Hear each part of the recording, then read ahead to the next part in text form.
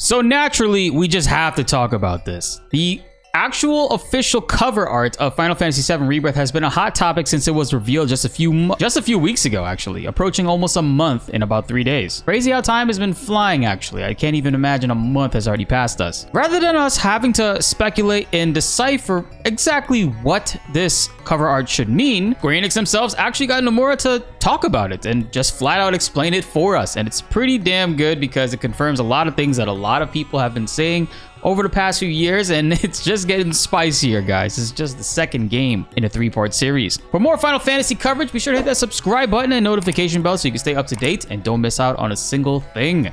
We got you all covered and help raise that 11% even higher. Now, that being said, let's get into this video. This actually comes from the Final Fantasy VII official Twitter page. We see the cover art of the game, and it's so fantastic. I love this thing. I mean, you get the water on fire on the ground, the reflection of Sephiroth, Zack, and Cloud inside the water as well, and not to mention the sky between Meteor, Blood. Let's just talk about what exactly they're discussing right here. This actually was designed by Nomura. His artwork represents the 3 worlds that form the axis of the story in Final Fantasy VII Rebirth. The 3 worlds, guys, 3 worlds. At first, we thought it was, with a remake, it would just be one single world, one timeline, obviously, right? Which would be the one that Sephiroth is from. Then in Final Fantasy VII Remake, we technically have the one that Cloud is currently in, that we're playing in, a second one that Sephiroth has created, essentially, by trying to shape and change the way that things play out, and the Whispers try to prevent that and whatnot. And then by the end of the game, I don't know if Sephiroth is aware of this, if he even knows he created technically another universe, which we see Zack represented by the Terrier stamp, because remember, in the original FF7, there was no stamp. We don't know anything about a stamp. They never really referred to it in any way. But we know in the remake timeline, at least, there is a Beagle stamp, which is really prevalent throughout the entire game.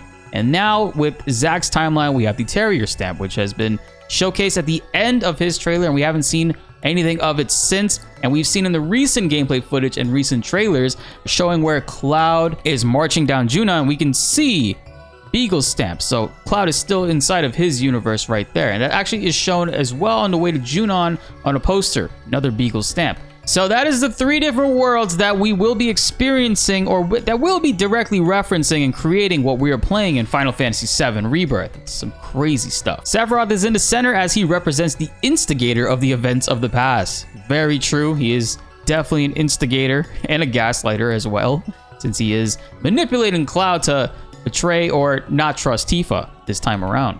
Cloud and Zack are on the side as they represent their destinies being torn apart by Sephiroth. The image of blood, fire, and red that evokes Sephiroth stains the sky and spreads over the world. The subtle red shade in the logo is also inspired by the same imagery, which we've seen many times. I mean, we've seen this right here, the little subtle, not so subtle red that you can see in the title. And it also is affecting on the meteor, which kind of makes me wonder if by the time we get to the 3rd title, this entire meteor will be red, which would be a nice way for them to take it, in my opinion.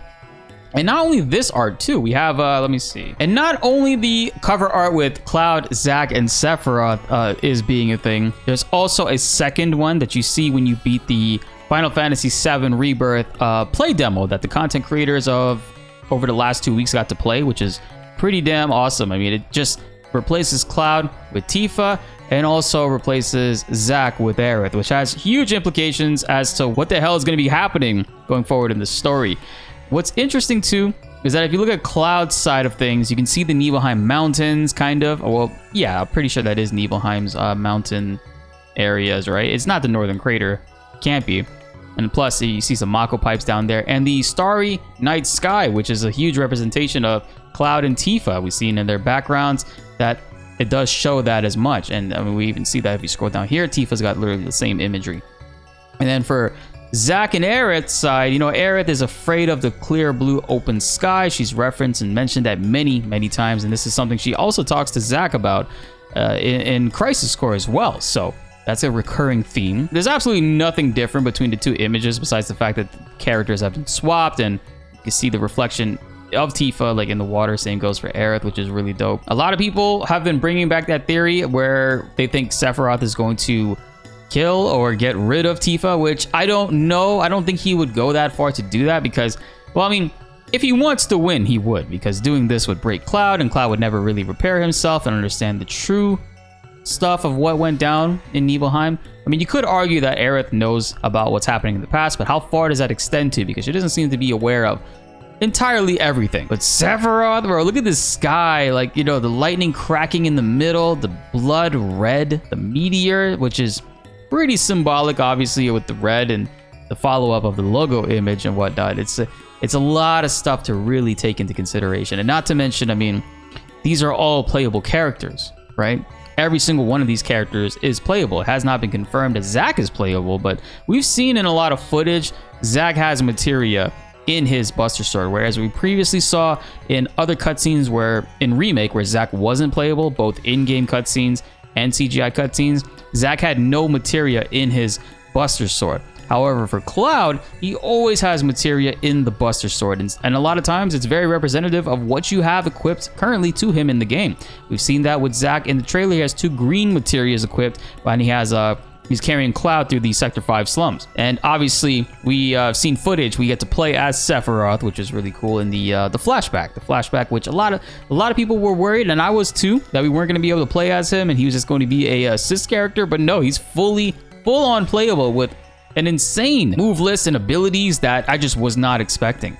And obviously, Aerith and Tifa are playable as well. So it's going to be very hyped to see what exactly Zack's missions and what exactly his story is going to pertain to, what exactly is going to be him dealing with it. We do know that he drops off Cloud in the slums on his first arrival there, leaves to do something, comes back to get Cloud.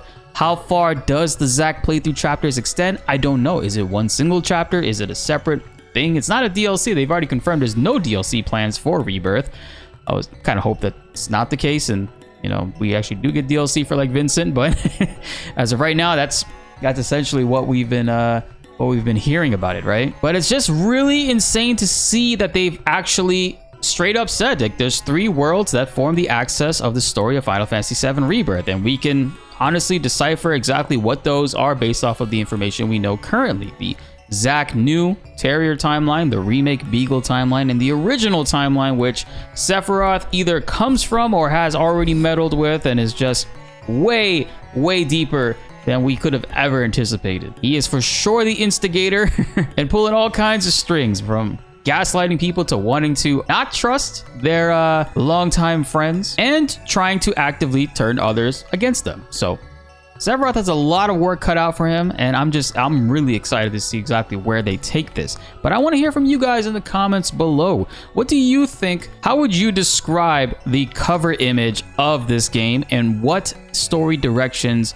do you think they will be taking going forward? So when we finally get to play Rebirth, we're going to be seeing some pretty awesome stuff, I think, this weekend. They have New York Comic Con, which is going to be showcasing the Final Fantasy VII Rebirth event. That they have a panel there with all the voice actors, including Matt Mercer, who's not a voice actor, or at least not confirmed yet, for Final Fantasy VII Rebirth. I personally think he's going to be Vincent, and we're going to get some Vincent reveals, maybe a Vincent update, maybe a Vincent photo. Maybe it won't be a trailer, maybe it'll be a photo, just so we can see what Vincent will look like.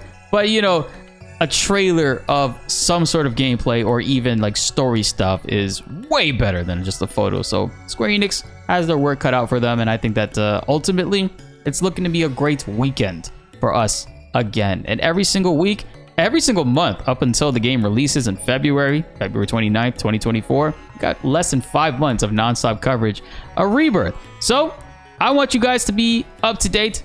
Stay tuned, and be sure to hit that like button if you enjoyed, and subscribe if you are new. More Final Fantasy videos are on the way, and you don't want to miss them. My name is BltzZ, and thanks for watching.